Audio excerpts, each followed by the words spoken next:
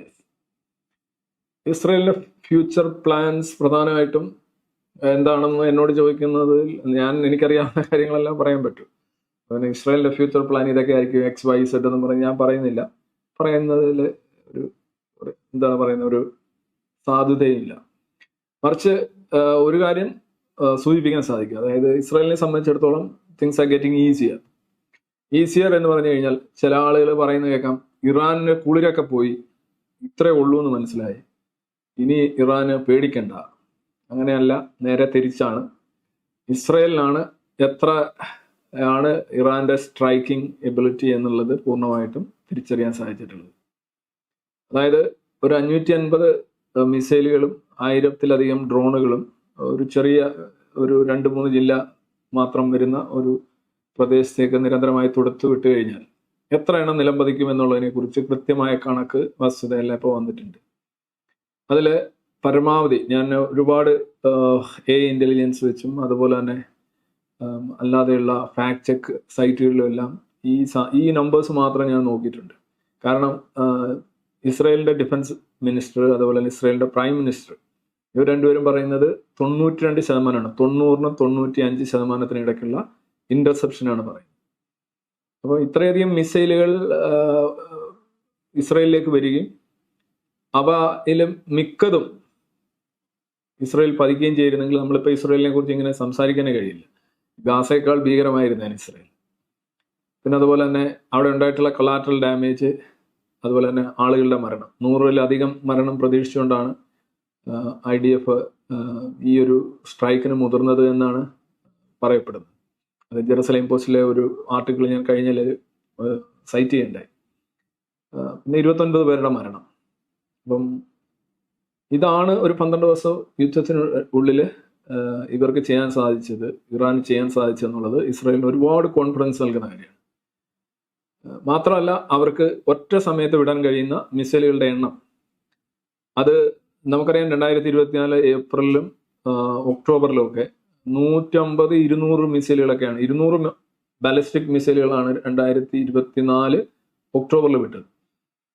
അപ്പോൾ അതിൻ്റെ എണ്ണം ക്രമേണ കുറഞ്ഞു വരുന്നതായിട്ടാണ് ഈ 12 ദിവസം. അതായത് ഒരു സമൃദ്ധമായി ഒഴുകിക്കൊണ്ടിരുന്ന നദിയിലെ നീരുറവ വറ്റി വറ്റി വറ്റി പോകുന്ന രീതിയിൽ 150, 100, 70, 40, 30, 20 ഇങ്ങനെയൊക്കെയുള്ള രീതിയിലേക്ക് കുറഞ്ഞു വരികയാണ്. അപ്പം ഇസ്രായേൽ എന്താണ് ചെയ്യേണ്ടതെന്ന് പറഞ്ഞു കഴിഞ്ഞാൽ അവരുടെ മിസൈൽ ഡിഫൻസ് സിസ്റ്റം എവിടെയൊക്കെയാണോ അത് ഗെറ്റ് ത്രൂ ചെയ്തിട്ടുള്ളത്, അത് എന്തുകൊണ്ടാണ് ഗെറ്റ് ത്രൂ ചെയ്തിട്ടുള്ളത്, അതിനായിട്ട് അവരുപയോഗിക്കുന്ന variety of techniques like max speed കൂടിയ മിസൈലും അത്രയില്ലാത്ത മിസൈലും നമ്മൾ മിക്സ് ചെയ്യുക, പിന്നെ ഡ്രോൺ വെച്ച് ശ്രദ്ധ തിരിക്കുക, ഇങ്ങനെ കുറേ കാര്യങ്ങൾ. ഇതിൻ്റെ എല്ലാം നല്ല പ്രാക്ടിക്കൽ ഡേറ്റ ഇസ്രായേലിൻ്റെ കയ്യിലുണ്ട്. ഇതൊരു പക്ഷേ ലോകത്ത് ഏറ്റവും കൂടുതൽ ഇത്തരം ഡേറ്റ, എയർ ഡിഫൻസിന്റെ ഏറ്റവും മികച്ച ഡേറ്റ, ഗ്രൗണ്ട് റിയാലിറ്റി ഡേറ്റ ഇപ്പോൾ ഉള്ളത് ഇസ്രായേലിന്റെയും അമേരിക്കയുടെയും കയ്യിലാണ്. അതൊരു വസ്തുതയാണ്. അപ്പം അതുകൊണ്ട് എന്ത് ചെയ്യണം എന്നുള്ളതിനെ കുറിച്ച് ഇനി അടുത്ത അറ്റാക്ക്, ഇപ്പോൾ ഇതുവരെ ഇസ്രായേൽ ഇറാനെ അറ്റാക്ക് ചെയ്തുകൊണ്ടിരുന്നത് ഈ അവരുടെ ഏതാണ്ട് 6 ലേയേഴ്സ് ഉള്ള എയർ ഡിഫൻസ് സിസ്റ്റത്തെ ഭയന്നുകൊണ്ട് തന്നെയാണ്. ആദ്യത്തെ കഴിഞ്ഞ വർഷം നടത്തിയ അറ്റാക്കുകളൊക്കെ നമ്മൾ മനസ്സിലാക്കിയിട്ടുള്ളത്, ഇറാൻ അവകാശപ്പെട്ടുകൊണ്ടിരുന്ന ഒരു കാര്യം, ഞങ്ങളുടെ വ്യോമാതിർത്തി കടക്കാതെ അതിന് ആണ് സർഫസ് മിസൈലുകളായാലും ഒക്കെ വിട്ടിട്ടുള്ളത് എന്നുള്ളതാണ്. ഇത് തന്നെയാണ് റഷ്യ യുക്രൈനിൽ ചെയ്യുന്നത്. യുക്രൈൻ്റെ വ്യോമാതിർത്തി കടക്കാതെ റഷ്യൻ അതിർത്തിക്ക് ഉള്ളിൽ 150-200 കിലോമീറ്റർ ഉള്ളിൽ നിന്നുകൊണ്ട് ഈ ഗൈഡഡ് ബോംബുകളും ഗ്ലൈഡ് ബോംബുകളും ഒക്കെ വിടുകയാണ് റഷ്യ ചെയ്യുന്നത്. റഷ്യക്ക് അങ്ങോട്ട് കയറാൻ പേടി. ഇത് തന്നെയാണ് ഇസ്രായേലും കഴിഞ്ഞ വർഷം ചെയ്തിരുന്നത്, കഴിഞ്ഞ 2 പ്രാവശ്യം ചെയ്തതെന്നായിരുന്നു ഇറാൻ അവകാശപ്പെട്ടത്. അതായത് ഞങ്ങളുടെ വ്യോമാതിർത്തി ലംഘിച്ചിട്ടില്ല. ഇപ്പം നല്ല നല്ല സുന്ദരൻ പടങ്ങൾ വന്നിട്ടുണ്ട്. നല്ല തെളിഞ്ഞ ആകാശത്തിൽ ടെഹ്റാനു മീതെയും ഇറാനു മീതെയും 10-ഉം 40-ഉം F-35-ഉം F-16 ഒക്കെ പറന്നു പോകുന്ന ഇസ്രായേലി എത്ര മിഴിവുള്ള ചിത്രങ്ങളാണ് നമുക്ക് കിട്ടിയിരിക്കുന്നത്. ഇനി എന്തായാലും ഇറാന്റെ ആകാശത്ത് ഇസ്രായേലിന്റെ വിമാനങ്ങൾ ചെന്നില്ല എന്നാരും പറയില്ല. ചെന്നു എന്ന് മാത്രമല്ല, ആകാശം സ്വന്തമാക്കി. ആകാശം നഷ്ടപ്പെട്ടൊരു നേതാവ് കുറച്ച് വെളുത്തു എന്നാണ് പറയുന്നത്. അതിപ്പോ പോട്ടെ, അത് യുദ്ധം ഉണ്ടാകുമ്പോൾ സംഭവിക്കുന്ന കാര്യങ്ങളാണ്.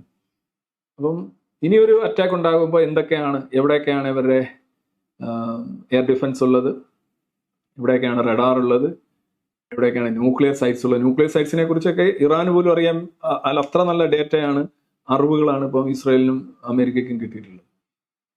അതുപോലെ തന്നെ ഈ മിസൈൽ ഉണ്ടാക്കുന്ന ശേഷി, അത് മിക്സ് ചെയ്യുന്ന സ്ഥലം, അതുപോലെ തന്നെ ട്രാൻസ്പോർട്ടേഷൻ, ലോഞ്ചിങ് പാഡ്സ്, അതിൻ്റെ സ്റ്റോറേജ്, പിന്നെ നമുക്കറിയാമല്ലോ നടത്തിയിട്ടുള്ള ഹിറ്റ് ഈ ഇറാന്റെ ടെലിവിഷൻ സെന്റർ തൊട്ട് ജയിൽ വരെയുള്ള വിവിധങ്ങളായിട്ടുള്ള ടാർഗറ്റുകൾ.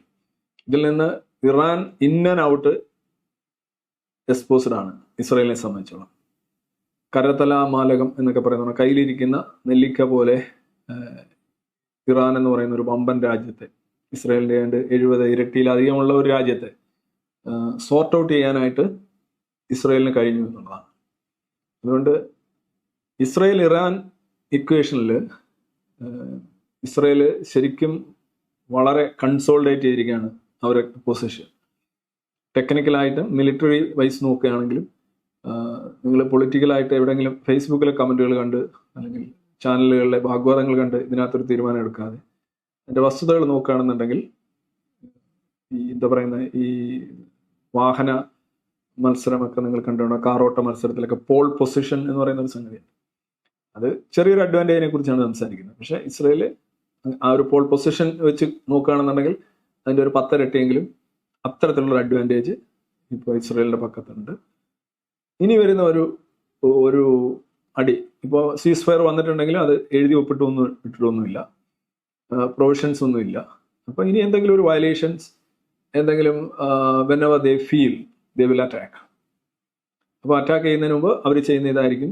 അവർക്ക് ഒഴിക്കേണ്ടുന്ന കുറേ സ്ഥലങ്ങളുണ്ടാവും, ബെൻഗൂറിയൻ എയർപോർട്ടും അങ്ങനെയുള്ള സാധനങ്ങളെല്ലാം ചെയ്തിട്ട്, പിന്നെ കുറേ ബങ്കറുകൾ. ഇസ്രായേലിലെ അവസാനം അറ്റാക്ക് ചെയ്ത ബേർഷീബ, അവിടുത്തെ അപ്പാർട്ട്മെന്റിൽ 4 പേര് മരണപ്പെടാൻ കാര്യം അവരിരുന്ന ബങ്കർ അത് ഡാമേജ്ഡ് ബങ്കറായിരുന്നു. ആ ഡാമേജ്ഡ് ബങ്കർ ആയതുകൊണ്ടാണ് അവർ മരിച്ചത്, അല്ലാതെ ആ അപ്പാർട്ട്മെന്റ് വേറെ ആരും മരിച്ചിട്ടില്ല. കെട്ടിടത്തിനകത്ത് ചീളുകളൊക്കെ കൊണ്ട് വലിയ തോതിൽ നാശനഷ്ടങ്ങളുണ്ടായി. പക്ഷേ ഈ ബങ്കറുകൾ ഇങ്ങനെ ഏതെങ്കിലും കുറവുണ്ടെങ്കിൽ, അതിനെന്തെങ്കിലും പ്രശ്നമുണ്ടെങ്കിൽ അതുകൂടെ പരിഹരിക്കുക. പിന്നെ ചില ഏരിയാസിൽ, ഉദാഹരണമായിട്ട് ഹൈഫയ്ക്ക് മുകളിലൊക്കെ ഉള്ള നോർത്തായിട്ടുള്ള ഏരിയാസിൽ പലരും അവിടെ ബങ്കറുകൾ വേണ്ടത്ര ഇല്ല എന്നൊക്കെ പറയുന്നുണ്ട്. യുദ്ധം ഉണ്ടാകുമ്പോൾ ജനതയ്ക്ക് സംരക്ഷണം കൊടുക്കാൻ അങ്ങനെ മാത്രമേ. ഇസ്രായേലിനെ സംബന്ധിച്ചോളം 4 വശവും ശത്രുക്കൾ മതപരമായി കാത്തിരിക്കുന്നു.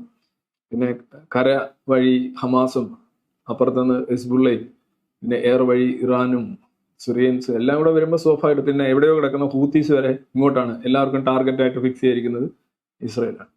അപ്പോൾ സ്വാഭാവികമായിട്ടും അവർക്ക് അവരുടെ പ്രതിരോധം കൂടുതൽ ടൈറ്റൻ ചെയ്യും. അതായിരിക്കും അവർ ചെയ്യാൻ പോകുന്നത്. അവരൊരു പക്ഷേ എയർ ഡിഫൻസ് കുറച്ച് പാട്രിയോട്ട് മിസൈലായാലും താഡായാലും അല്ലെങ്കിൽ ഇപ്പോൾ തന്നെയുള്ള ആരോ മിസൈലായാലും, ഇത് ആയുധ മത്സരം എന്ന് പറഞ്ഞാൽ എപ്പോഴും ഈ മാനും പുലിയും പോലെയാണ്. പുലിയുടെ വേഗത കൂടുമ്പോൾ മാൻ്റെ വേഗത കൂടും, മാൻ്റെ വേഗത കൂടുമ്പോൾ പുലിയുടെ വേഗത കൂടും. അപ്പം ഇറാൻ ഏറ്റവും മെച്ചപ്പെട്ട മിസൈലുകൾ ഉണ്ടാക്കുമ്പോൾ അതിന് മെച്ചപ്പെട്ട പ്രതിരോധം ഇപ്പുറത്തും ഉണ്ടാവും. എന്നാലും ഏതൊരു ഘട്ടത്തിലാണോ പ്രതിരോധം മുകളിലാകുന്നത് അവിടെ വെച്ച് ആയുധങ്ങളുടെ പ്രഹരശേഷി നശിച്ചു പോകും. അതുപോലെ ഒരുപക്ഷെ ഈ ഇസ്രായേലിന്റെ പ്രതിരോധ ശേഷിയെ മെച്ചപ്പെടുത്തുകയാണ് ഇറാന്റെ മിസൈലുകൾ മെച്ചപ്പെടുന്നതിലൂടെ സംഭവിക്കുക. അതാണ് അതിൻ്റെ ഒരു വസ്തുത. അതുകൊണ്ട് ഇസ്രായേലിനെ സംബന്ധിച്ചോളം ഞാൻ കഴിഞ്ഞ ലൈവിൽ പറഞ്ഞല്ലോ, അവരുടെ ചരിത്രത്തിലെ ഏറ്റവും മികച്ച സൈനിക വിജയമാണ്.